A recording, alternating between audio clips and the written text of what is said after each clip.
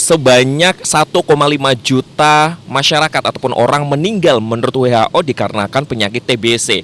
Nah, di Indonesia sendiri termasuk ataupun menduduki urutan ketiga dari pengidap penyakit TBC terbanyak di dunia. Ini sangat bisa dikategorikan ataupun dikatakan sangat memprihatinkan. Semoga dengan adanya tentunya kegiatan ataupun program-program dari pemerintah untuk memberantas penyakit TBC ini, masyarakat bisa bersinergi sehingga Indonesia atau terlebih khususnya di Kota Pekalongan dan Jawa Tengah bisa berkurang dari penyakit TBC ini. Nah, untuk episode kali ini kita bakal membahas topik mengenai TBC. Seperti apakah knowledge ataupun pengetahuan tentang penyakit TBC ini untuk masyarakat Kota Pekalongan dan sekitarnya. Kita saksikan bersama, kita cari masyarakat Kota Pekalongan. Tetap di program Narasehat, Narasi Kesehatan.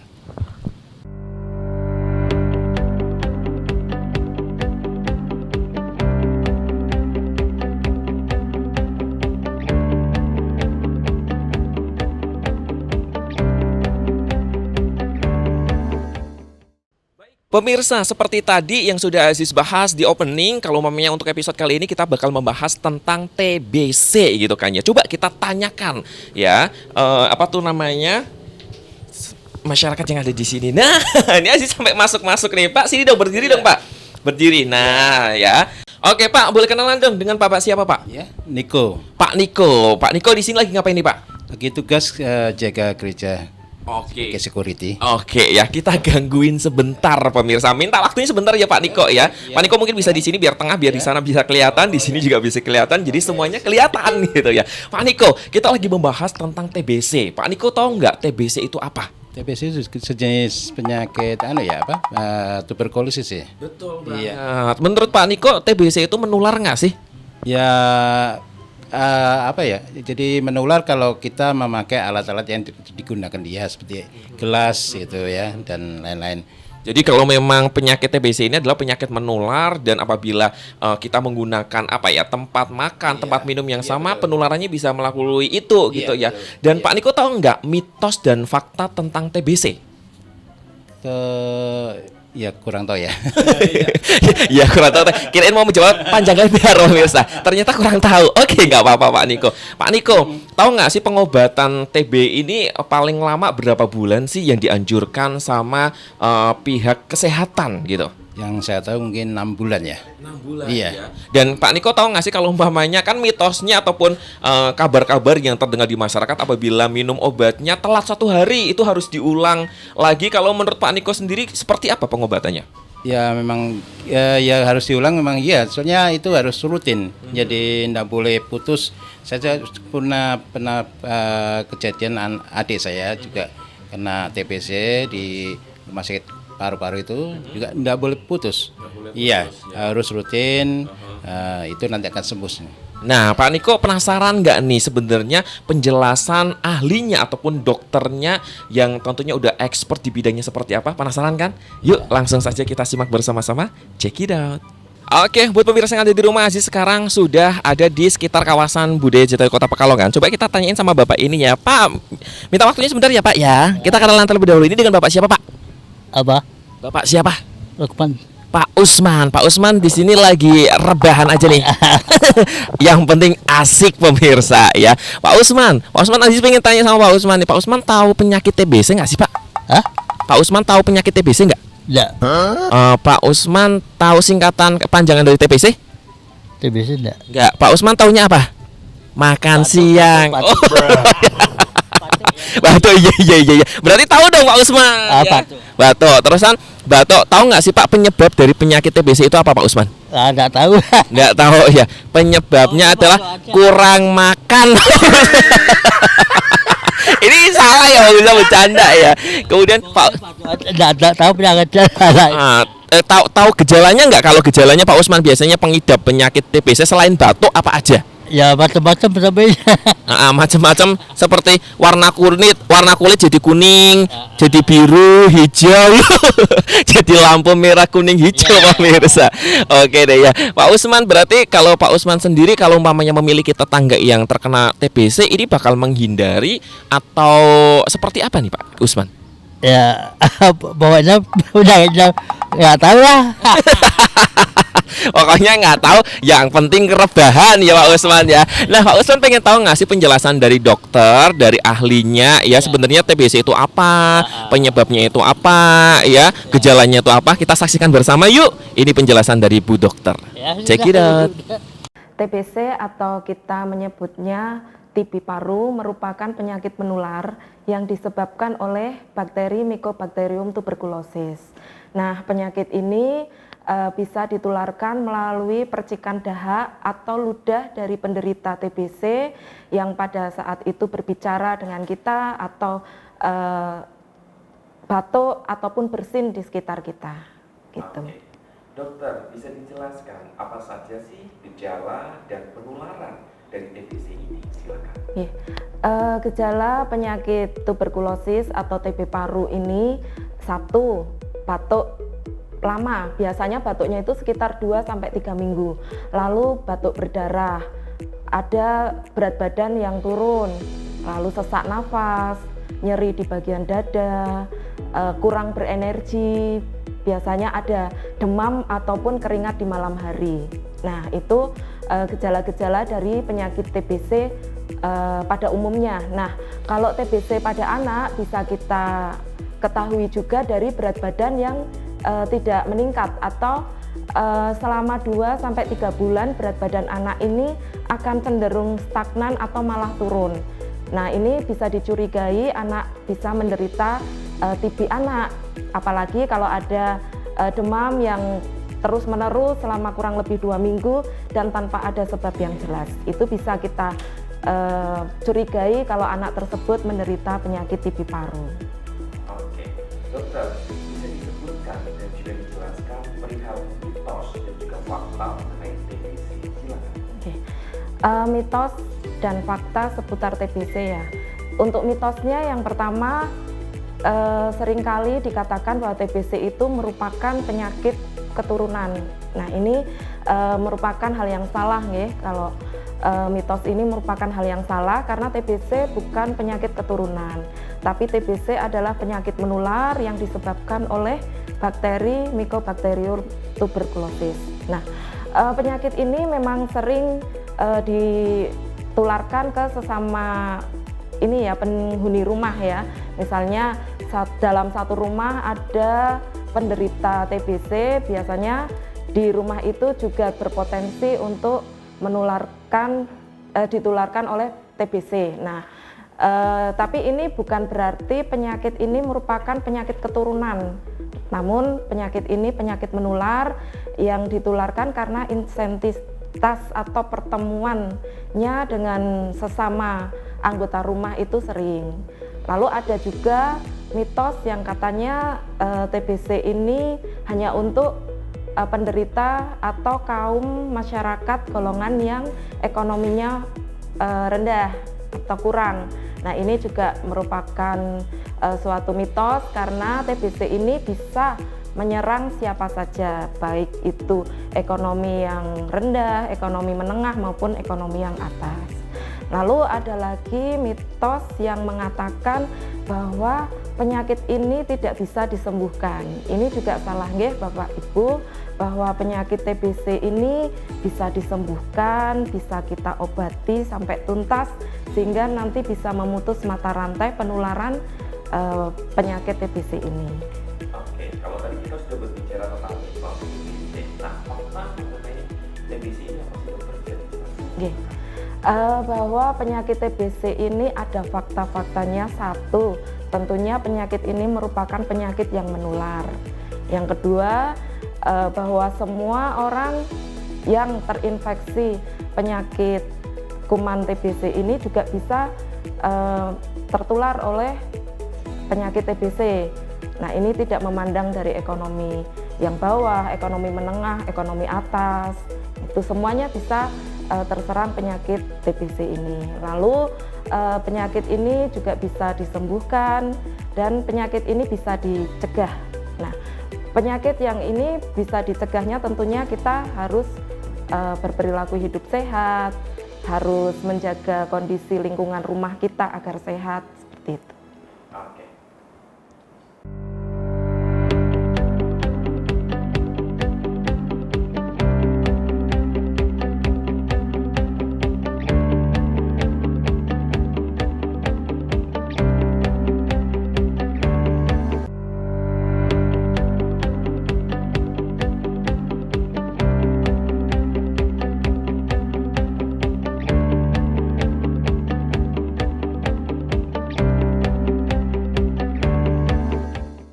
Babah.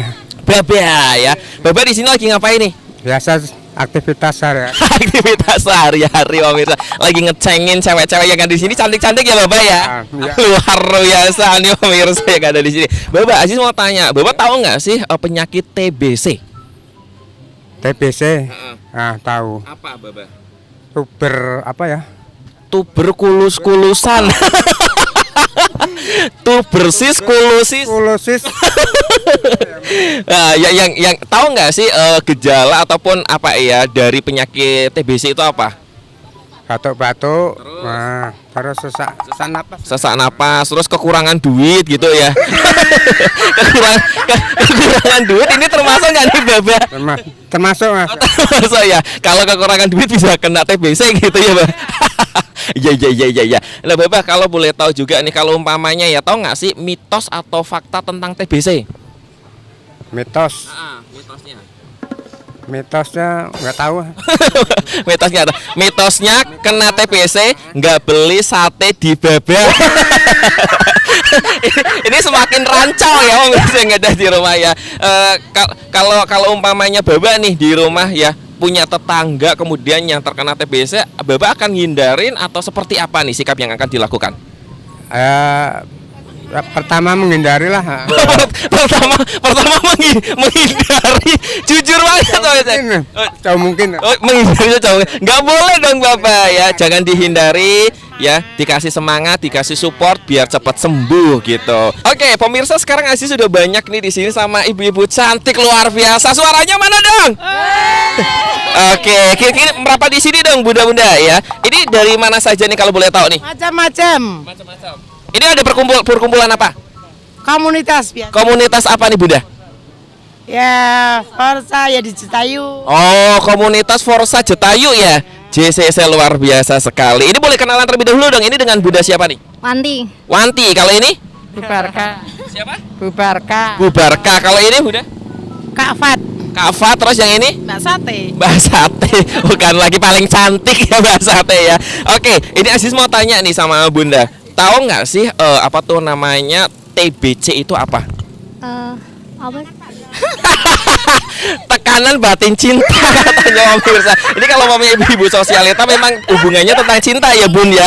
Iya. Nah, tahu nggak sih penyebab dari TBC itu apa? Kalau tadi kan kayaknya tahu ya gejalanya seperti ada batuk, terusan ada berdahak, terus habis itu nangis di malam hari karena diputuskan sang mantan. Itu bukan. Ini gimana gitu ya? Tahu nggak Bu gejala dari TBC itu selain batuk apa lagi? Mata kuning. Mata kuning. Terus kalau di sini Bunda ada nggak? Tahu? Dari debu. Dari debu, polisi, asap, nyamuk. Ini penyakit apa pemirsa ya? Pusing nih sama bunda-bunda yang ada di sini. Tahu nggak sih bagaimana pengobatan dari TBC ini Bunda? Tahu nggak? Masuk. Nah, apa nih Pak? Ini Bapak sini. Ya, gimana pengobatan dari penyakit TBC ini? Harus 6 bulan. Harus 6 bulan ngapain nih? Gali kubur ataupun Pengobatan dong. Oh, pengobatan. Iya. 1 tahun. 6 bulan sampai 1 tahun. Lu tepuk tangan dong buat bapaknya. Tahu loh, luar biasa ya. Nah, buat bunda-bunda pengen tahu nggak sih sebenarnya penjelasan dari ahlinya ataupun dari dokter spesialis dari dokter paru ya tentang penyakit TBC ini? Penasaran kan? Ya udah langsung saja yuk kita saksikan bersama. Check it out. TBC ataupun TB paru merupakan suatu hal yang sama nggih. Jadi kita bisa menyebutnya TB paru atau TBC paru. Nah, sedangkan TBC sendiri itu ada banyak. Jadi kita ada yang TBC paru dan TBC yang ekstra paru. Nah, kalau yang ekstra paru kita bisa ada TBC tulang, TBC otak, TBC kulit, ada banyak gitu. Perbedaannya apa sih dokter dari TBC tersebut bisa dijelaskan? Yeah. Kalau TBC paru otomatis ini menyerangnya organ pernafasan nggih, organ paru. Kalau ekstra paru berarti TBC ini menyerang di luar dari paru, di ekstra paru gitu, bisa di kulit, bisa di otak, bisa di tulang dan lain sebagainya. Dan bahayanya bisa sampai meninggal dunia kah atau seperti apa dokter kemungkinan terburuknya? Iya, kemungkinan terburuk bisa meninggal dunia. Oke, dokter, apakah harus mengulang dari awal pengobatan TBC apabila penderita TBC lupa minum obat 1 hari? Silakan. Ya, TBC paru kita bagi menjadi 3 kategori, nggih. Ada kategori 1, kategori 2, ada juga TB RO atau kita sebutnya TB resisten obat. Nah, kalau untuk kategori 1, 2, 3 ini otomatis nanti ditentukan oleh ini ya, oleh nakes yang mengobatinya. Nah, itu untuk melihat apakah itu kategori 1, 2 atau resisten obat, biasanya kita dengan pemeriksaan TCM atau pemeriksaan dahak. Nah, itu nanti kita bisa lihat apakah itu TB-nya kategori 1, 2 atau resisten obat. Nah, untuk follow up-nya atau evaluasinya, kita evaluasi biasanya 2 bulan. Kita lihat apakah itu sudah negatif bakteri TBC-nya atau masih positif. Nah, itu kalau seharusnya minum obat ini harus tiap hari. Nah, kita kalau misalnya lupa 1 hari minum obat, ya kita tidak mengulang dari awal, tapi kita akan follow up di bulan kedua maupun bulan kelima, seperti itu dalam pengobatannya. Karena pengobatan TBC ini minimal kan 6 bulan, tapi setiap 2 bulan 2 bulan pertama kita akan follow up atau kita evaluasi apakah masih ada bakteri TBC di dalam dahak atau tidak, begitu. Oke, dokter, bagaimana pengobatan dan juga pencegahan dari penyakit TBC ini bisa dijelaskan secara lebih detail? Silakan. Yeah. Kalau pengobatan TBC paru ini kita menggunakan obat anti tuberkulosis ya, kita minum untuk penderita TBC paru ini sesuai dengan kategorinya. Minimal 6 bulan untuk kategori 1 dan 2, lalu kurang lebih 1,5 tahun untuk TBC yang resisten obat gitu. Nah, sedangkan untuk pencegahannya sendiri otomatis kita harus 1 berperilaku hidup bersih dan sehat, 2 harus makan makanan yang bergizi, yang ketiga ventilasi rumahnya jangan lupa untuk selalu dibuka agar sinar matahari dan udara bisa masuk ke dalam rumah kita sehingga rumah tidak lembab gitu. Dan untuk bayi jangan lupa, untuk bayi yang usianya kurang dari 2 bulan ada imunisasi BCG gitu. Oke, dokter, apabila kita memiliki tetangga dan kita tahu terdiagnosis TBC, apa yang harus dilakukan oleh tetangga tersebut? Apakah harus menghindar atau yang lainnya? Yeah. Untuk tetangga yang misalnya ada tetangga kita menderita TBC, tentunya kita tidak boleh untuk mengucilkan ya, kita tidak boleh mengasingkan. Kita kalau mau berinteraksi dengan tetangga kita harus memproteksi diri kita dengan memakai masker gitu, minimal memakai masker sehingga ketika kita berinteraksi dengan orang yang kita tidak tahu apakah ini menderita penyakit TBC atau tidak, setidaknya bisa memproteksi diri kita gitu.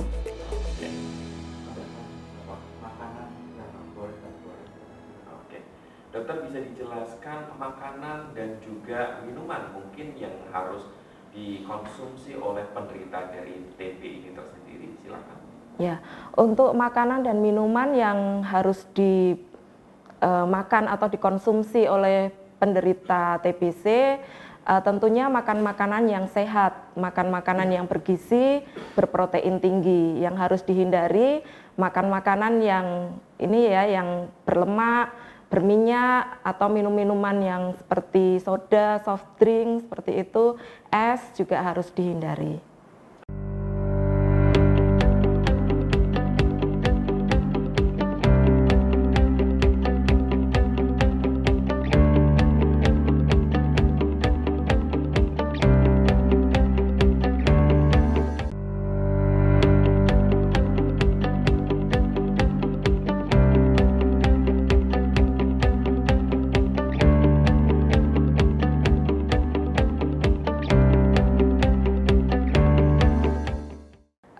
Orang-orang yang rentan tertular oleh penyakit TBC adalah orang-orang dengan sistem kekebalan tubuh yang menurun, seperti penderita HIV, orang dengan diabetes mellitus, itu juga. Lalu orang-orang dengan lingkungan rumah yang tidak sesuai dengan standar rumah sehat, nggih, yang ventilasinya kurang ataupun pencahayaan matahari tidak bisa masuk ke dalam rumah, itu juga bisa menjadikan seseorang rentan untuk terkena penyakit TBC. Lalu orang-orang juga yang memiliki frekuensi berhubungan dengan penderita TBC yang erat, itu merupakan orang-orang yang rentan menderita TBC. Oke, dokter, bagaimana sih cara penanganan ataupun perawatan di rumah penderita TBC after dari pengobatan selama 6 bulan selesai? Silakan. Ya, penderita TBC akan dinyatakan sembuh setelah pengobatan 6 bulan. Dan itu dengan diperiksa dahaknya atau pemeriksaan TCM yang menunjukkan hasil negatif, ya, tidak ada bakteri TBC-nya di dalam dahaknya atau di dalam tubuhnya. Nah, untuk pengobatan untuk perawatan pasien-pasien yang sudah selesai pengobatan, otomatis sama saja dengan pasien-pasien atau masyarakat pada umumnya, ya, masyarakat yang sehat pada umumnya. Jadi penderita kalau sudah pengobatan dan dinyatakan selesai, sudah tuntas, kita bisa memperlakukannya seperti masyarakat atau orang-orang sehat pada umumnya. Oke, dokter, berikan pesan untuk masyarakat Kota Pekalongan perihal penyakit TBC ini. Oke. Untuk Bapak Ibu masyarakat Kota Pekalongan yang ada memiliki gejala seperti tadi yang saya sebutkan yang mengarah kepada TBC, silahkan untuk periksa ke puskesmas terdekat untuk dilakukan pemeriksaan dahak untuk memastikan apakah Bapak Ibu menderita penyakit TBC. Karena dengan ditemukannya secara dini penyakit TBC ini, maka akan terobati atau Bapak Ibu mendapatkan pengobatan yang benar sehingga bisa sembuh secara tuntas, bisa beraktivitas lagi dengan lancar gitu. Nah, kalau Bapak Ibu yang sudah menderita TBC atau sudah dinyatakan bahwa Bapak Ibu terdiagnosa penyakit TBC paru, jangan berkecil hati, tetap semangat, lanjutkan pengobatannya selama minimal 6 bulan atau sesuai dengan instruksi dari dokter pemeriksa sehingga Bapak Ibu bisa sehat lagi. Begitu Bapak Ibu, mari kita sukseskan Indonesia bebas TBC. Semoga kita senantiasa dalam perlindungan Tuhan, kita senantiasa sehat, dan salam TOS TB, temukan, obati sampai sembuh. Oke, buat pemirsa yang ada di rumah, ternyata masih banyak ya tentunya pemirsa yang belum paham mengenai apa itu penyakit dari TBC. Tadi juga syukur sudah dijelaskan secara detail oleh narasumbernya yang tentunya berkompeten oleh Dr. Dina, dokter spesialis paru dari Puskesmas Tirto Pekalongan. Semoga dengan knowledge ataupun pengetahuan yang sudah diberikan oleh dokter spesialis paru ini bisa membuka ya pengetahuan untuk masyarakat di seluruh ataupun pemirsa yang ada di rumah mengenai TBC ini. Semoga tentunya di Indonesia bisa meminimalisir ataupun menurunkan angka dari penyakit ataupun terkena dari TBC ini. Dan tidak terasa buat pemirsa yang ada di rumah, Aziz harus pamit undur diri. Jangan sampai lupa untuk terus saksikan program Narasehat hanya di Batik TV. Saya Sus Mahendra pamit. Wassalamualaikum dan sampai jumpa.